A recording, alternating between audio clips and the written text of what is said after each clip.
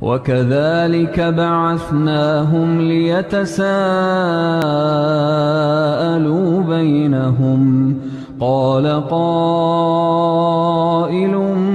منهم كم لبثتم قالوا لبثنا يوما أو بعض يوم قالوا ربكم أعلم بما لبثتم فبعثوا أحدكم بورقكم هذه إلى المدينة فلينظر أيها أزكى طعاما فليأتكم برزق